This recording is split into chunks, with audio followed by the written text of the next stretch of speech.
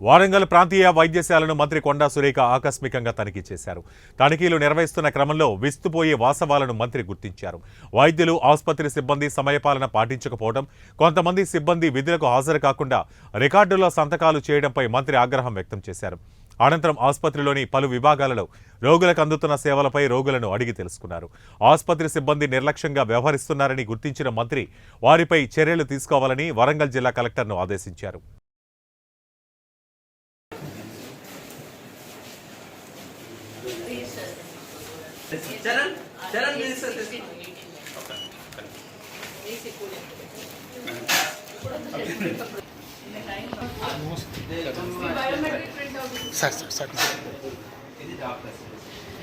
Ma'am కాంబోలో మనం manual biometric రెండు check చేసినప్పుడు లాస్ట్ ఇది ఇప్పుడు వీళ్ళ బయోమెట్రిక్ రిజిస్టర్స్ వస్తే 1 మంత్ది చెక్ చేసి వీళ్ళు రిడండెంట్గా 10 o'clock వచ్చే వాళ్ళకి షోకాస్ నోటీస్ ఇష్యూ చేసి ఎక్స్ప్లెనేషన్ అంటే లేకపోతే సర్జరీ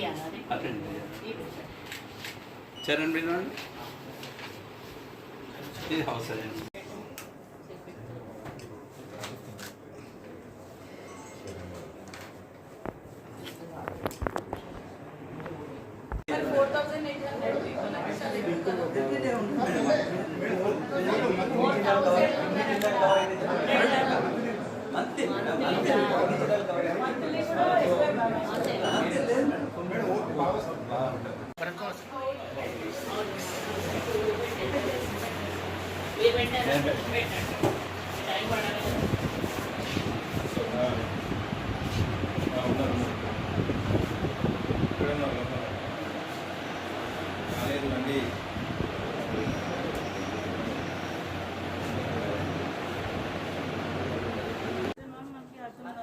బయోమెట్రిక్ తెచ్చుకుంటే వాళ్ళ టైమింగ్ బట్టి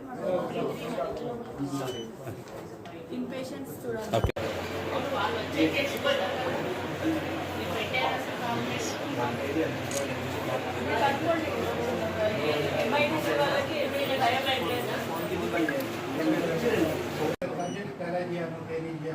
इसमें ना लगे लाइट आप जी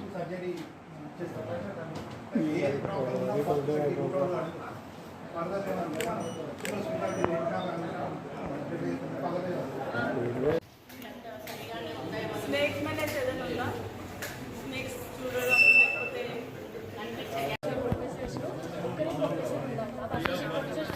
कल नागमन ఎప్పటి నుంచి ఖాళీ ఉండేది? అసోసియేట్ ప్రొఫెసర్స్ ముందు నుంచి ఉండే మ్యామ్ ఒక 3 months ఉన్నారు. మ్యామ్ డెప్యూటేషన్లో ఉండే మ్యామ్ ఇద్దరు కోర్స్, కానీ ఒక మ్యామ్ 4 months ఉన్నారు. ఇప్పుడు ఇద్దరికి ప్రమోషన్ వచ్చి వెళ్ళిపోయారు మ్యామ్. సో 4 నేను జాయిన్ అయ్యి 2 years అవుతుంది మ్యామ్. అప్పటి నుంచి ఖాళీ ఉన్నాయి మ్యామ్ అసోసియేట్ ప్రొఫెసర్స్ ఇద్దరు ఉండే మ్యామ్. ఒకసారి మొన్న ట్రాన్స్ఫర్గా వెళ్ళిపోయారు. సో 3 ఖాళీ 4 ప్రొఫెసర్స్ ఒక్కరే ఉన్నారు. ఇంకా స్లిప్ ప్లాన్స్ కూడా చాలా ప్రాబ్లమ్ 400 ఓపీకి 2 స్లిప్ ప్లాన్స్ కూడా ఓపీలో స్లిప్ ప్లాన్స్ 400 ఓపీ 2లో చూడడం చాలా 4,800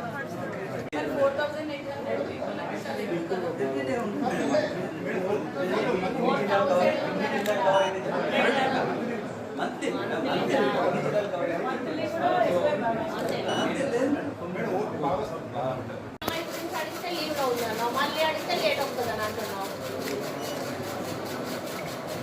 ఈఎంఐకి ఇవ్వండి మొదలు. మరి గతంలో దీనికి చాలా మంచి పేరు ఉండే, ఎక్కడెక్కడ నుంచో పేషెంట్స్ వచ్చి ఇక్కడ హాస్పిటల్లో అడ్మిట్ అయ్యి ఆపరేషన్స్ చేసుకొని వెళ్ళేవాళ్ళు. ఒకసారి వచ్చి చూద్దామని వస్తే చాలా అంటే పరిస్థితి అయితే చాలా దారుణంగా ఉంది.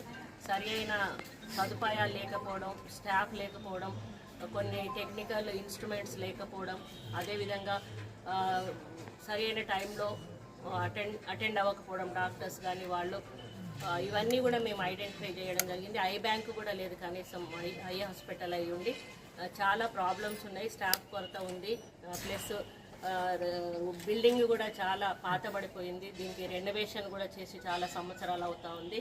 మరి చుట్టుపక్కల కూడా మొత్తం జంగల్ అంతా మొలిచి పాములు కూడా వస్తున్నాయని చెప్పడం జరుగుతూ ఉంది. అదే కలెక్టర్ గారిని మేము ఆదేశించడం కూడా జరిగింది. ఎవరైతే ఇర్రెగ్యులర్ ఉన్నారో వాళ్ళ మీద డిపార్ట్మెంటల్ యాక్షన్ తీసుకోమని చెప్పడము, అదేవిధంగా కన్స్ట్రక్షన్ సైడ్ నుంచి వాళ్ళని డిపార్ట్మెంట్ వాళ్ళని కూడా పంపించి దీనికి ఏమేమి అవసరం ఉన్నాయో వాటికి ఎస్టిమేషన్ వేయించి వాటిని శాంక్షన్ చేయించే కార్యక్రమం చేయడము, అదేవిధంగా టెక్నికల్ సైడ్ నుంచి ఏం ఇన్స్ట్రుమెంట్స్ అవసరం ఉన్నాయో వాటిని కూడా మరి డైరెక్టర్ హెల్త్ నుంచి కూడా తీసుకోమని చెప్పడం జరిగింది. అంతేకాకుండా ముఖ్యంగా స్టాఫ్ లేని ఏ పని కూడా చేయలేము, అవసరమైన స్టాఫ్ చాలా అవసరము.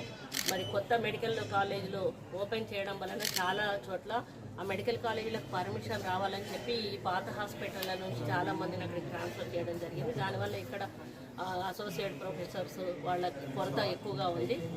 అవన్నీ కూడా మేము ఫుల్ఫిల్ చేయడానికి హయ్యర్ అఫీషియల్స్తో మాట్లాడి కలెక్టర్ గారు వారన్నీ కూడా రిపోర్ట్ తెప్పించుకొని వారి ద్వారా మూవ్ చేయడం జరుగుతుంది. అక్కడ మేము పర్సూ చేసి వీలైనంత తొందరలో ఐ హాస్పిటల్కి కావాల్సిన సదుపాయాలు అయితేనేమి, టెక్నికల్ సైడ్ అయితేనేమి, స్టాఫ్ సైడ్ అయితేనేమి ఫుల్ఫిల్ చేయడానికి మా ఉద్దేశం. మేడం కొన్ని ఆరోగ్యశ్రీ నెట్వర్కింగ్ హాస్పిటల్స్లో జేహెచ్ఎస్ ఈహెచ్ఎస్ పని చేయడం లేదు మేడం, వాళ్ళు యాక్సెప్ట్ చేయట్లేదు దాన్ని. చేయట్లేదు. అదైతే ఇక్కడ మా నోటీస్కి అయితే రాలేదు. ఒకవేళ కలెక్టర్ గారు అయితే అన్ని ప్రైవేట్ హాస్పిటల్స్ అయితే అవి నేను కలెక్టర్ గారికి డైరెక్ట్ చేస్తాను. ఒకసారి అవి కూడా విజిట్ చేసి అదేమన్నా ఉంటే రెక్టిఫై చేయండి. ఓకే.